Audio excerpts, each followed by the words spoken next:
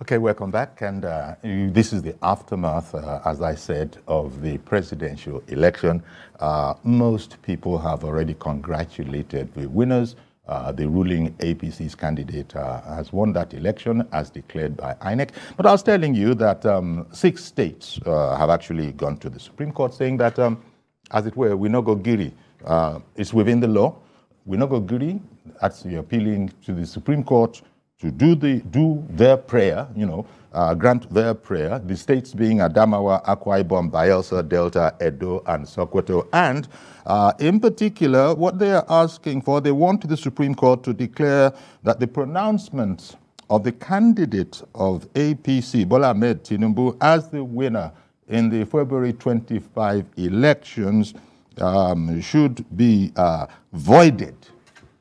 The democratically conducted election should be voided. I won't go into the details of it here, but no doubt you've seen it on your on your newspapers as well.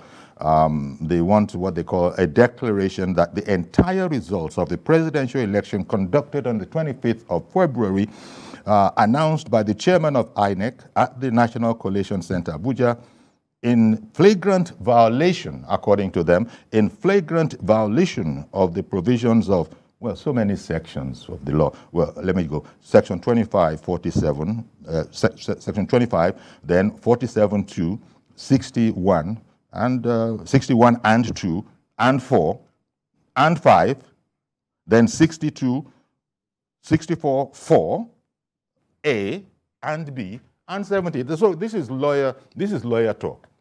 They have to be that particular. It doesn't mean very much to the people walking the streets, the ordinary people walking the streets. But all those things are very, very important. It will take the justices of the Supreme Court to sort of, decipher all of that and evaluate. And as you know, there are senior advocates of Nigeria on all sides, not just one side. They'll be pursuing it, but it has been, generally speaking, not speaking lawyer speak, everything seems to be hinged on INEC not having uploaded results as they had promised. Well, I don't know what the pleas are going to be, but we've heard already that INEC just did what was expedient, what was needful in the circumstances of that election. But let me not go into it because they're going to be my betters are going to be commenting on this matter from a perspective of knowledge and of the law. But there's no way you avoid the fact that Asiwaju Bola Ahmed Tinubu has won this election, has been presented with the certificate of returns, but there still are those, and it is allowed in a democracy, who say, we no go giri. Good morning to you, Mr. George. Good morning, Uncle Yori. Thank you very much. Uncle Yori, there are no details yet about the Anogogri state. So one will not be able to comment until we see their kind of argument, what they are arguing, indeed, and the points they have. But I want to talk about the NWC of APC and Lagos State upcoming elections. Okay, please go ahead. The NWC did a very good job. They worked in unison. I would say kudos to the chairman because of what the hard work he did. There were some issues before the campaigns. He was able to put that behind him and face the job, and he ended up delivering the candidate. To me, that is kudos. I mean, that is worthy of praise. Uncle Yori, it is not that the great man is not the one that has never made a mistake. It is the one that was able to identify that he has made a mistake and able to correct it. Yeah. That's what the chairman displayed to me in this election. And you can see the end now. He succeeded. So, coming to Lagos, Uncle Yori, what I am seeing that is playing out is ethnicity and high wire conspiracy. I belong to a group, I won't say it on air, and we gathered a number of facts about how this result came about in Lagos. Before the election, so many people of Igbo extraction from different parts of the country transferred to come and vote in Lagos for a pre-designed purpose. And the conspiracy and what they are telling people around is that Lagos is a no man's land. Uncle Yori, I'm not aware of any territory in this country that does not belong to anybody. In fact, I see it as a sign of ingratitude. It's a case like this. A landlord rents a room to you. When you settled in the room, you are living fine, you became comfortable, and you now want to eject the landlord that owns the house. That's what I am seeing. We have also checked and discovered that the candidate of the Labour Party in the governorship race in Lagos has 85% of the House of Assembly seats being contested by Igbos. I don't believe in ethnicity, but these are the facts, and these are some discoveries we made. So that means this is like a long designed plan. I don't think that with the way Lagos has been, that the critical infrastructure here, no, it wasn't developed on the basis of ethnicity. Lagos is home for everybody in Nigeria.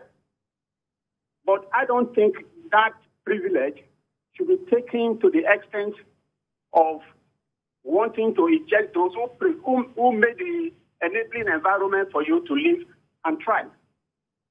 There are some of us who cannot even stay in our state of origin. There's hardly a former governor in Nigeria that doesn't have a house in this Lagos. And nobody has ever told them, don't stay here, or give them, discriminatory conditions under which they can live in Lagos. Okay. So I think it is wrong for anyone to be planning ethnic voting in Lagos. All right, it's then. It's not for. There are some dangers in it, and it should be avoided because the owners of Lagos will want to fight back. All right, then. Okay, Mr. George, thank you very much. Appreciate your calling in this morning. In a way, it's not really a delicate matter, but one should be sensitive about it.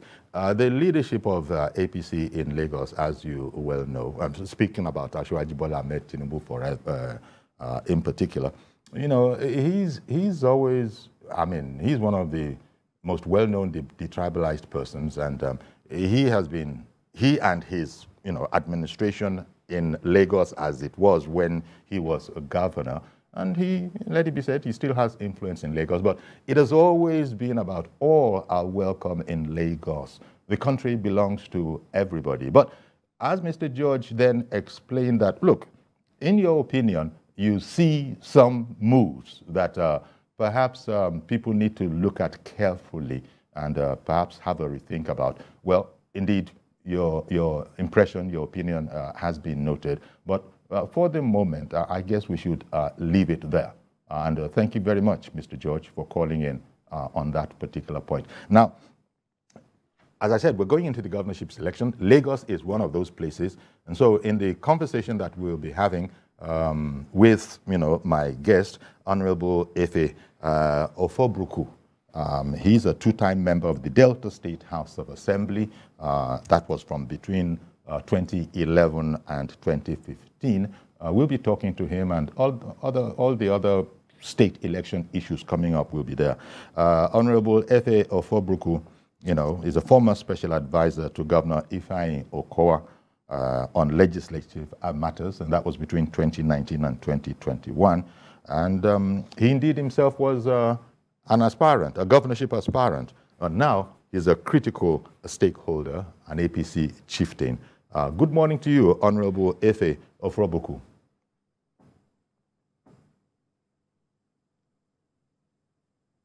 Good morning, and thank you for having me. Indeed, it is our pleasure.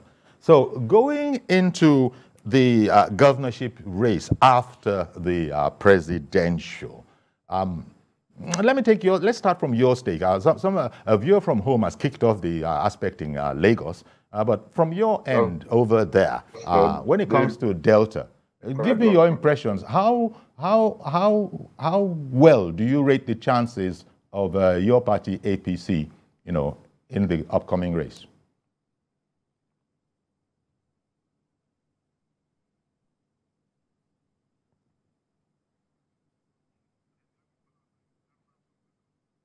Well, Honorable Ofrobruku, okay, let me take Garba. Garba from Makurdi. Good morning to you, sir. Garba? Good morning, Uncle Yori. Good morning, sir. Thank you for calling in. Thank you for having me. See, I want to make my contribution this year expressly. Go ahead, Hello, please. are you with me? Go ahead, we can hear you. You see, I want to call on the Labour Party, EDC, and Mr. George to make comments. Please, I'm urging on Nigerians. Most Nigerians are living in Lagos to desist from any complaint that would stabilize the whole process. Please, I'm urging them. Look at what happened in Benin State. Honestly, I never like this election. Everybody was shocked about Benin State, what happened in Benin State. And I'm calling on Asiwaju, the president-elect, to call father and thank him. Despite the all campaign of religious tendencies, accusing a lot of things, but he starts hell anywhere he goes. Urging senior people to vote for him, irrespective people to reach out. Irrespective of the campaign that they do. And at the end of the day, if he results, nobody saw it coming.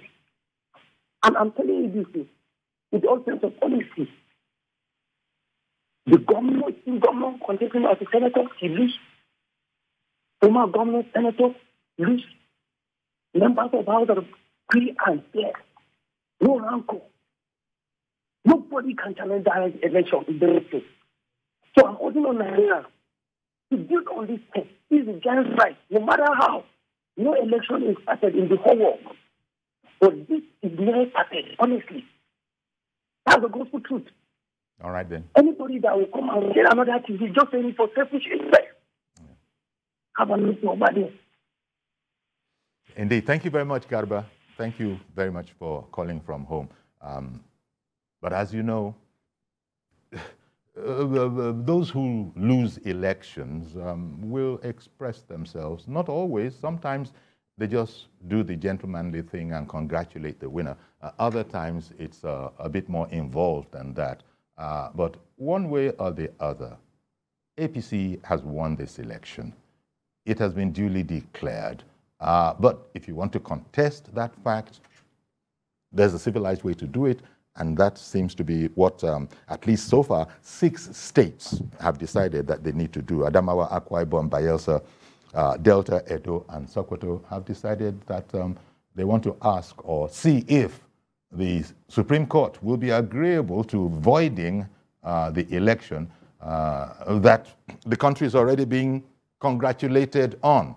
Now, that might not be to the satisfaction of everybody, but it is a fact. World leaders are already congratulating the country, and in particular, the winner, Asiwaju Bola Ahmed Tinubu, and his running mate. But that doesn't mean that there were no other comments are allowed. The important thing, I think everybody will agree, is that you put those comments across in the right way. Let's just go to an organized system, an organized authority. And in this case, the opportunity is there of the Supreme Court, and so people go there. One doesn't want to comment too much on the matter because there's a sense, we listen to so many lawyers, I don't know if it's sub judice or not yet, but still, one could err on the side of caution and not really dive in there with opinions. Let us leave the opinions to their lordships when they do indeed proffer them. But for now, APC, Bola Ahmed Tinubu, they've won this election. And we sort of go on from there. And so we're going on to the governorship race. We wanted to speak with, in fact, we still want to speak, I shouldn't put it in the past tense. We'd like to speak with Honorable Efe Ofrobruku, but I don't know if there's some challenges. Honorable Efe, can you hear us now? there still appears to be a challenge. Well, if there is a challenge... I can hear you now. Ah, okay. Okay, Honorable. Delighted that you can hear us. Yep, I got you. I got you. So the last time, you might not have heard, I was asking, going into the next set of elections, the governorship and House of Assembly, I wanted you to assess for me, if you will, APC's, your party's chances in that election. What does it look like? Of course, we all know that the running mates of one of the contestants against Asiwaju Bola Ahmed Tinubu, or APC, I should say, one of the, comes from there. One of the running mates comes from there. But going out to the governorship election, give me your assessment of the situation, the chances of your party in Delta.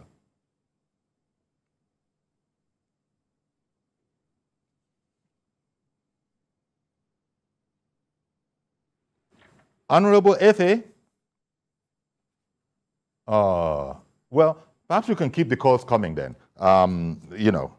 Perhaps you can keep the calls coming, but let's go on break first. And then when we come back, if the situation is still the way it is, I guess we'll keep the calls coming and we'll talk about it in a more general way, not just with a Delta state. Stay